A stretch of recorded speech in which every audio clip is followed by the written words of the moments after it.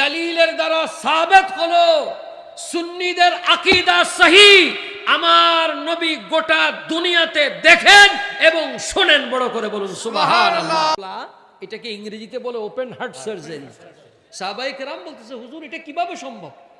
রক্ত প্রবাহিত হলো না, হাদিস শরীফের মধ্যে আসছে।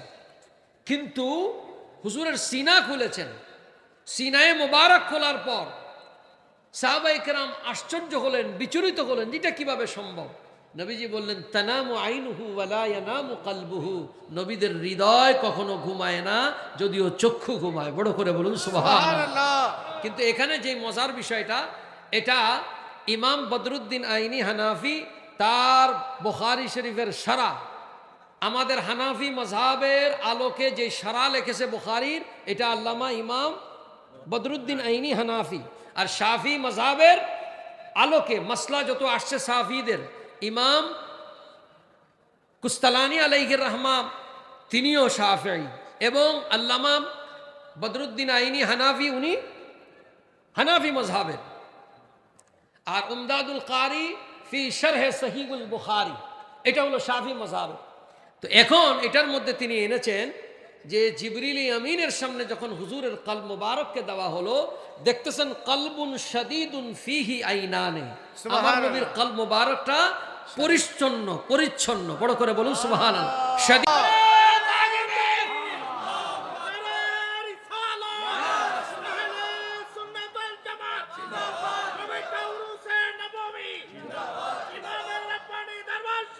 ভাইরা আমার, পাশাপাশি আপনাদের খেদমতে উলামায়ে কেরাম তাকারীর পেশ করবেন। এই আকীদার মাসালাগুলো এক সময় অনেক কথা হয়েছে, কিন্তু এখনকার দিনে এই মাসলাগুলো বিত্তাফাসিল এবং বিদ্দালাইল আলোচনা করা জরুরি।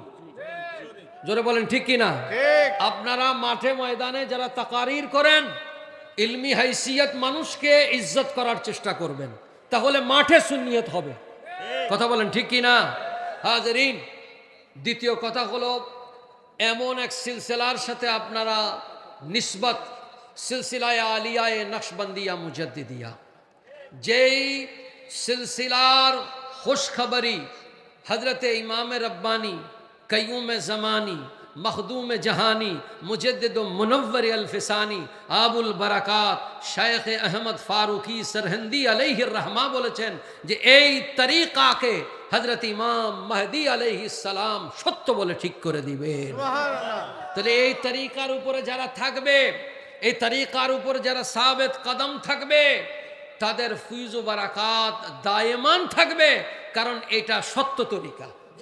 কথা বলেন ঠিক কিনা ভাইরা আমার আপনাদের কাছে ফুফাজান কিবলা রহমতুল্লাহ আলাই সূরা ফাতিহার তাফসীর লিখছেন 180 পৃষ্ঠা আরবিতে।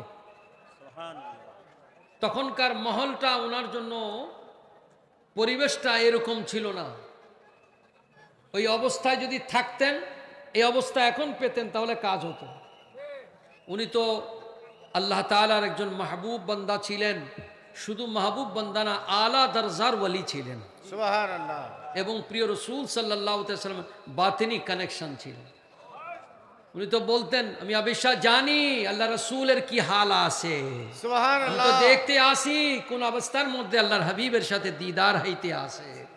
ওনার এই ভাষার মধ্যে মিষ্টি ছিল। কি ছিল? ভাষা যদিও বাঙালি না, কিন্তু ভাষার মধ্যে মধুর ছিল। এর কারণ ছিল তার হৃদয়ের মধ্যে ইশকে মুস্তাফা ছিল। আল্লাহ তাআলা সেই সিলসিলার নিসবতকে দায়েম রাখার জন্য এই মাদ্রাসাকে ইনশাল্লাহ, প্রিন্সিপাল সাহেব আছেন, ইনশাল্লাহ এটা আলেম হয়ে যাবে, হচ্ছে ইনশাল্লাহ। এটাকে আলিয়া বানাতে হবে। শুধু আর না, কিতাব পড়ার জন্য লোক বানাইতে হবে। কথা বলেন ঠিক কিনা? কামেল বহু মাদ্রাসা আছে, লিখতে পড়তে জানে না। এই কামেল হওয়ার দরকার নাই। কামেল মানে পরিপূর্ণ। কামেলের মতো কামেল আরবিতে পড়তে জানতে হবে। আরবি জের হবে না, জবর হবে না, পেশ হবে না, এই জানে না, এই আলেম হওয়ার কোনো লাভ আছে নি? হ্যাঁ, এই জন্য ইলমি হাইসিয়ত, ইলমি ফিকর মাকতাবাত, এটা আমাদের তৈরি করতে হবে। এটা কোনো অবস্থায় যেন খালি না